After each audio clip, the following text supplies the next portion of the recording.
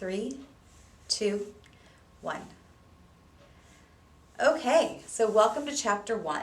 What is a seeker?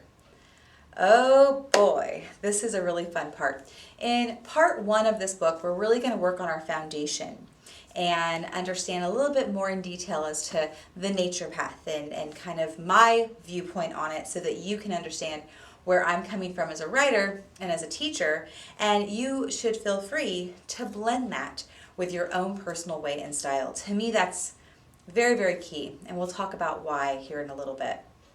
And so what is a seeker? You know, this book was originally called Path of the Witch, and when I first embarked on becoming a writer, it was definitely by mistake. I did not intend to ever write a book. I had it nowhere in my thought process.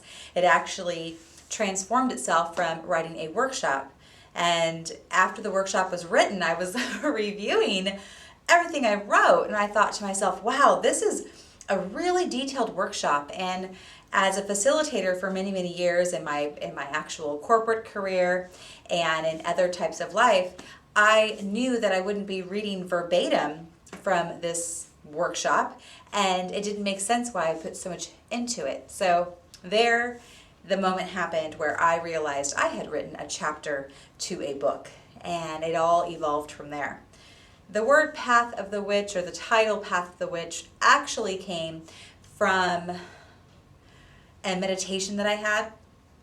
And as you guys will discover, meditation is a huge part of my practice, and how I write and how I get the inspiration to teach and what I teach. And it was kind of funny because I knew what I was. I knew that I was on a nature path, and I knew I identified with the word name witch. However, my writing didn't necessarily have to be called that. I had recognized that all of my years and all of my experience in seeking had given me a really cool blend of ways to approach the nature path in general. And however, in this meditation, I came out of it and I was told the title would be called Path of the Witch. And for the last 2 years, that has been the name of it, or the first 2 years of its existence, that was the name of it. And ultimately, the reason why that name came forward, I was told and nudged by my guides, by my angels, that this is what that path needed. It needed healing. It needed understanding of self before we go out there and do all the fun bells and whistles of what it means to be a witch. And it really changed things as far as myself putting myself out in the public eye as obviously a witch, and then writing a book and teaching from that was definitely a huge risk that I had taken. So for me, a seeker is more than just a word. It is a way of being. And what I am finding is that as we are out there, and we're going to talk about different paths and such, it's actually in this chapter as well, but as you're out there looking around and everyone has their own way of doing things, as we evolve, we are in the year 2015 here, as we evolve, we are learning that we have a lot of this truth and a lot of our own spiritual connection within. It's not on the outside of us. And I think a lot of times, you know, at least in my personal journey, I was led to believe that I had to find it outside of myself. Now, this is where the shift can happen. For some of you watching this video, you already know this, but for others, you may not. So I'm going to say it because we all need to hear it regardless of what we already know. And that is, you have come to this body and this form with all of the truth that you need to know. It is already in you. We just forget. It is part of the human experience to forget. So really, when we say we're seeking knowledge, we're actually saying, I'm seeking to be able to hear my own internal truth. I am seeking to connect with myself enough where I open up and I can become aware of what my truth is. The seeker is one who understands that. The seeker is someone who is not looking to dogma, for lack of a better word, where we're told how we're supposed to believe, we're told how we live, how we die, how we rebirth or reincarnate or not. We are told what tradition we're supposed to follow. We are told, black means this and white means that. And the fact of the matter is the seeker is blind to all of it.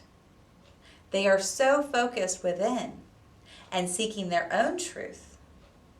Then when they're out there seeking, it really becomes about going out and experiencing other people, other religions, other beliefs as possible reflections to self. Possible. Not definite. Only possibly. I believe that every religion, every belief system out there has golden threads of truth. As a seeker, I challenge you to go out there and grasp them, go out there and collect them. That is my definition of seeking. So this is what makes me me. I'm always a little different. I'm always on the fringe, right? So this is kind of my approach, and this is what I base all of my teaching on. Is I found my own truth. I'm just sharing it with you, and I hope it inspires you to find your own. And if a few of the things resonate with you and you hold on to them, that's beautiful too. But I don't expect anyone to do what I'm doing verbatim whatsoever. So to get back on the topic of a seeker, they've been called many things, the seeker. You can be a shaman, you can be a witch, you can be druid, you could be so many things. Buddhist, Hindu, it's all out there. We are seeking knowledge. How we identify and what we name ourselves really isn't the most important thing.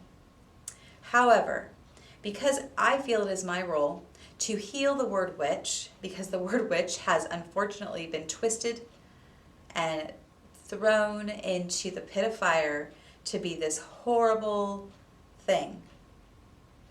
To this day, I cringe when I hear someone use the word witch as if to fill in for another word that we know called bitch. Wait 1 second. First of all, no one should be swearing at anybody, but we all do. We're human. But at the end of the day, that just means that people still see us that way, right? They still see the word witch as a negative thing. When in fact, a witch is known as the wise one. They're known as the healer, the teacher, the manifestor, the creator. That's what witch means. Unfortunately, we've lost sight of that, right? So I just want to kind of identify that I know what witch means for me. It's a very, very powerful word. It's one I don't use lightly. It is one that I have identified with in the past and still self-identify with amongst other things. I have really become my own blend of spirituality. And that is, again, my choice, right? It's my personal truth. However, this word is so important and so powerful, and I know that many of you who are drawn to this course are on that path, and I want to make sure that we talk about it because it means that much to me. And for those of you who are not, no one's forcing you to take this name on. It's not an identity or title for everyone, but I do want to heal it. I want to heal what it really is. The witches of the world, those of you who really, truly walk that path, are healers of the planet, are healers of other human beings, and are healers of our existence. That is their goal. That is their purpose. When we look back thousands and thousands and thousands and thousands of years, it all started with the tribe. It all started with the clan. And all of these gifts were shared generation by generation. Healers diviners, seers, passed down from generation to generation. We don't have textbooks that note this knowledge. It was not available when it began. Therefore, it became word of mouth. But those secrets, the wisdom of the old religion, of the ancients, lies within all of us. It is there to be found. And again, this is what being a seeker is all about. So just to recognize, this goes back way before Christ, way before any religion. It goes back to the beginning. It goes back to just family and clan and healing and helping each other exist. We simplify this and we complicate this at the same time as we fast forward to today, and we see that it is lost in technology. I am grateful for technology. I hope all of you are as well. I use it all the time. But we become more disconnected to our earth, to the energies around us, because we get so caught up in this day and age. It's so fast-paced, right? So being a seeker is a lot deeper than you may start to think. But I'm going to challenge you to really dig in deep and ask yourself, what does it mean to be a seeker for you? And if you had to identify yourself, what would you name yourself? Would you call yourself anything? One of my favorite things is just to say, well, my name is Joy, so I study Joyism, right? I'm trying to create my own spiritual path. And that, to me, is where the answers lie. So that is what being a seeker is all about. The next portion of the book, I talk about the 3 ways of the nature path. And these are just 3 key foundational points. It's not anything that you have to sweat over. There's no test. You don't have to memorize anything here. But they are 3 key things that you want to keep in mind as you're walking along, especially in book 1 as we just begin. The very first one is to create your own reality. Now, what do I mean by this? Very, very simple. There was a movie and a book some time back called The Secret. Many of us know about it. And I was tickled when I actually watched this, because I was very, very amused at the fact that it was exactly as I had been walking in my own nature path. It was really exciting for me to see it hit mainstream. Now, there are some key things that are missing there in that movie or in that book. However, it was enough truth to make a positive impact on the world, and that I'm grateful for. What I want to touch on with creating your own reality is the way we walk through the world is so important and so significant that we are literally creating our tomorrow right now. The way we interact with others, the way we talk to ourselves in our own personal dialogue, the way we will the things that we want in our life, the way we reject the things we are afraid of. So be very aware. It's a very simple concept of be the change that you want to see. Be that change. Change your mindset. If you want to be in a good mood and happy, and if you want to get that new job, start believing that you already have it. Start making your day happy. Not that you have to force it, but start finding the things that are happy about your day and watch it shift. It only takes a small amount to make that tipping point happen, where you now are creating a reality of peace, happiness, and contentment. The second ways of the nature path, and again, all of these things we'll continue to talk about, you'll continue to learn about as we go. The second one is strength of will. Now, in book 2, I spend a lot of time learning about strength of will. But for this sake, I really want you to think about what your heart's desire is. What really ignites you? What excites you? What makes you the happiest? And whatever you love, you're going to be successful at. I always kind of giggle, I come from corporate America where they talk about, the 80-20 theory, okay? Spend 80% of your time focused on your strengths. Spend 20% of your time focused on your weaknesses. Why? You would think you should focus on the things you're not good at to make them better. But the bottom line is, you're usually really good at what you love.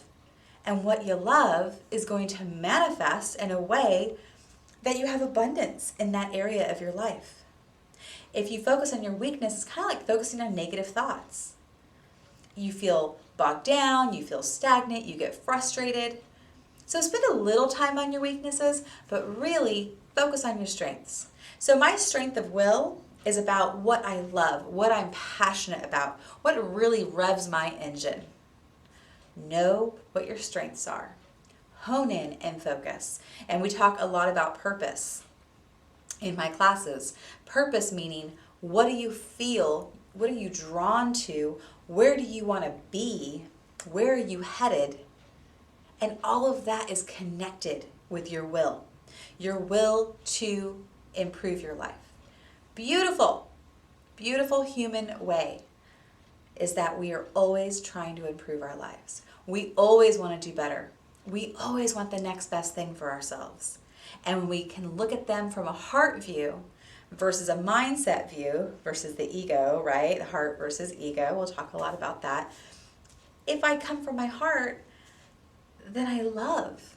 And if I'm loving, then I only can be successful. So my strength and my will, it's going to come from that. It's that passion, it's that fire, and we will spend, again, a lot of time on that in the second degree. However, in this course, it's going to be just as important because you have to be dedicated to this work in order to receive the many benefits and outcomes of it. The third is connection to spirit. Well, this is my personal number one. It's so important I made it number 3. Why? Because I spend all of my time talking about it, so you're going to figure this out. However, connection to spirit is also defined as connection to your higher self and to your eternal and internal self, right? So we're going to talk a lot about connection to spirit. Having a connection in general is going to make a huge difference in your life. And then the more you seek it, the more work you do with it, the greater it will become. What does connection to spirit do?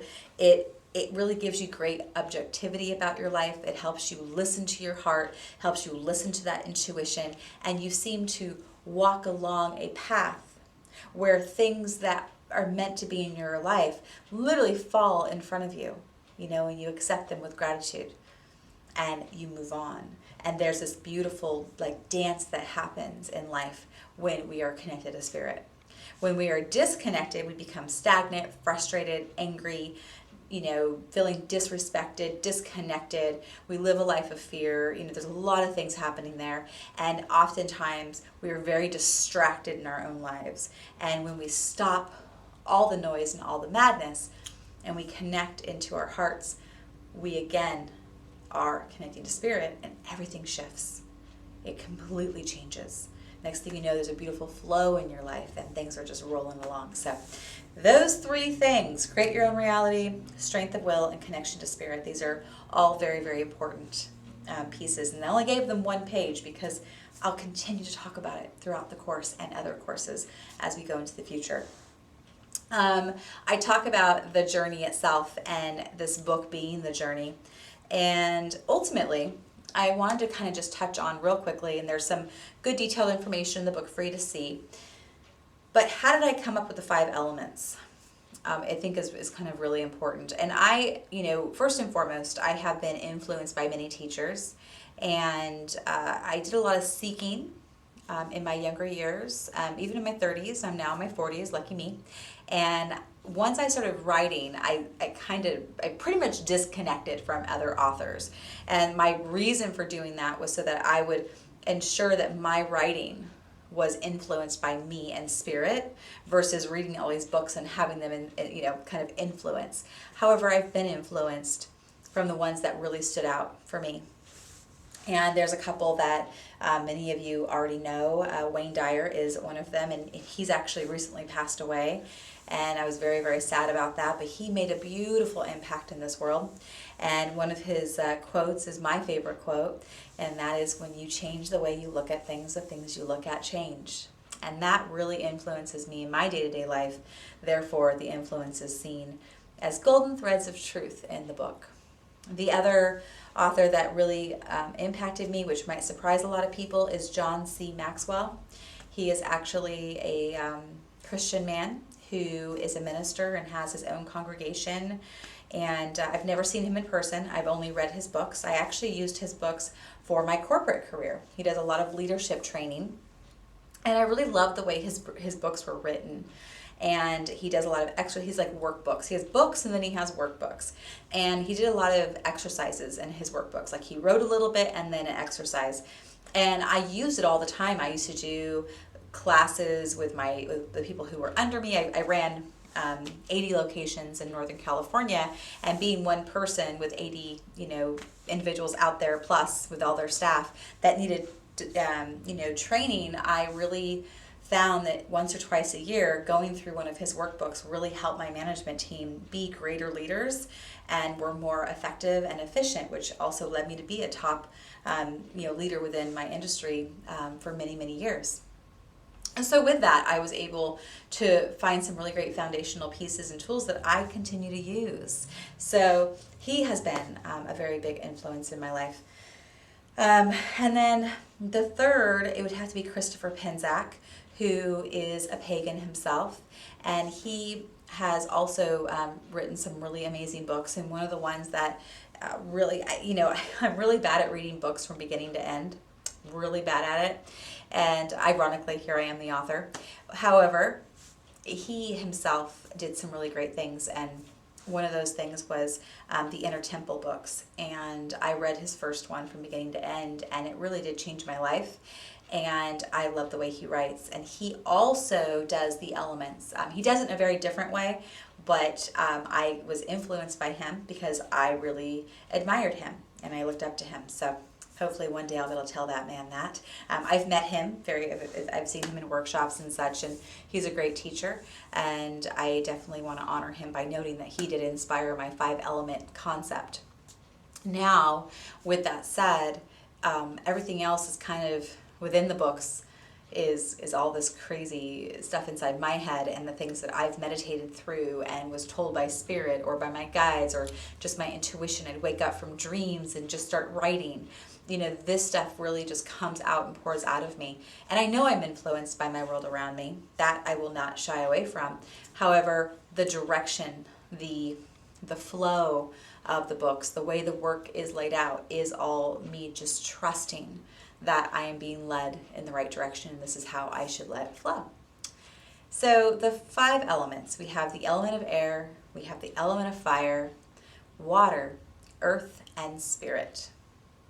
The first book is Air, which you're reading now, and that's the Feather of Truth. Now, air is about self-truth, and I've already kind of mentioned this to you already. I don't want to keep rehashing this, but just know that this element is going to be really, really important throughout this entire book. And the element of air will always be important to you in your life. You'll never look at it in the same way after you do this course, because it is everything. It is how we begin. It's that initial thought. It's that initial inspiration, right? It's your communication. It's how you speak. The voice is such a gift, and air is attached to that voice. It's attached to breath. Without air, we would not be here. We would not exist.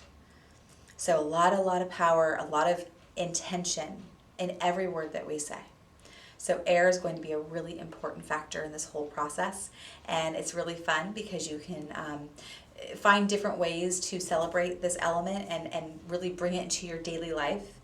I enjoy deep breathing, taking 3 deep breaths just to kind of get my day going so I have a fabulous day.